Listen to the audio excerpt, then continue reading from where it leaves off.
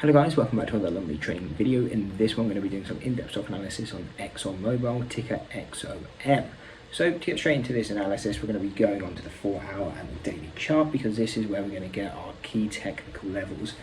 And looking straight on the chart, the key ones that are going to stand out is this kind of $100 first deviation on the daily and the $104 level on the 4-hour.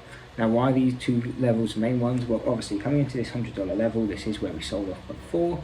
It's a big psychological resistance, and on ExxonMobil we haven't hit that level in about a decade or so. So coming into here, it would be a big level to hit and actually break out of, and we would expect a big move if we were able to break out of it.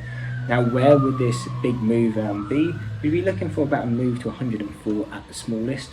And this is where we'll go over our trade plan. At the end of this video, I'm going to be going through my trade thoughts with this and how I'm going to personally be trading ExxonMobil. But this $104 level is going to be key to do that trade. But yeah, if prices break out of here and we do continue upwards, we then will have more levels at $115.75 and then also $112 dead on. And then again, if we push really far, then we're going to have a level at 124 and 127.50. So these are all going to be our key levels to the upside, and again, these are just levels, so depending on how you trade, you may use these levels differently. For example, if you're a long bias trader, you'll be using these most likely as levels where you start covering your longs. However, if you're a short bias trader, there are areas where you're going to start looking to short the stock.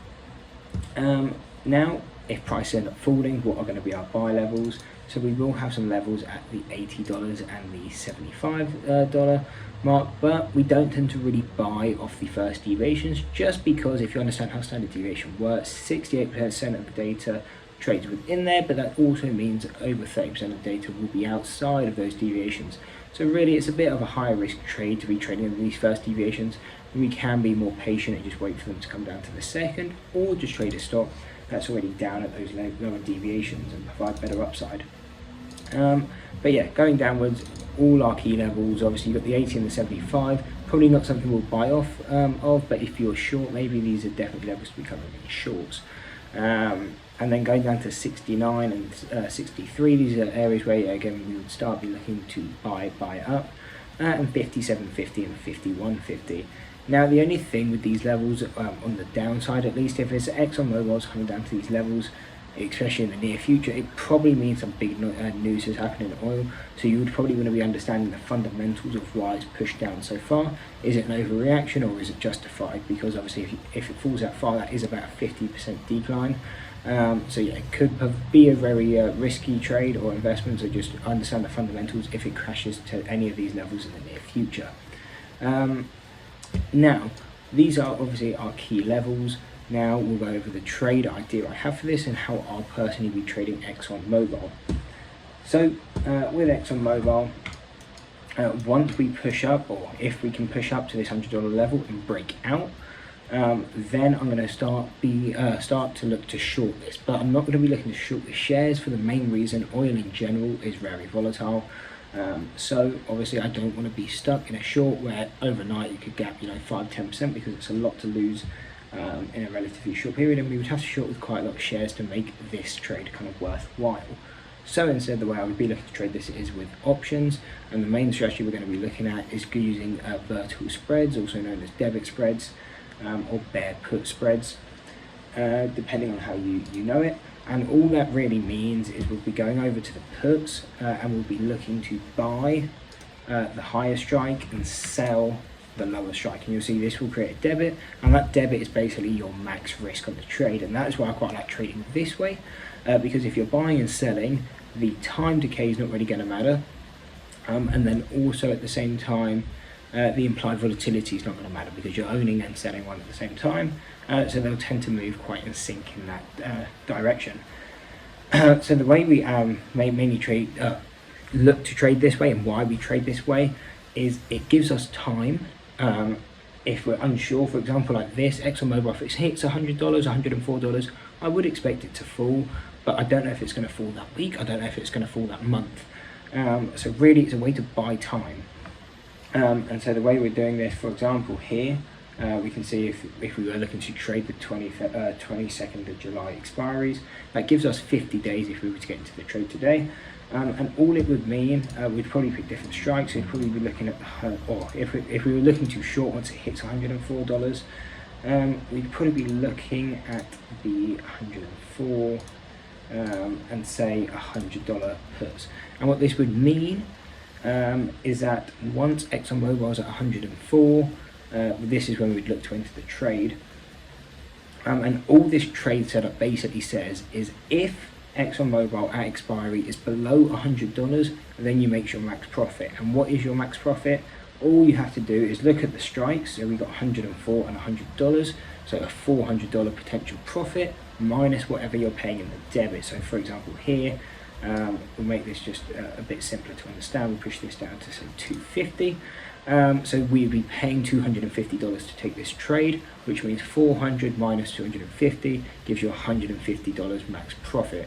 Now, when ExxonMobil actually comes to $104, this will provide you a better risk to return once those contracts go in the money.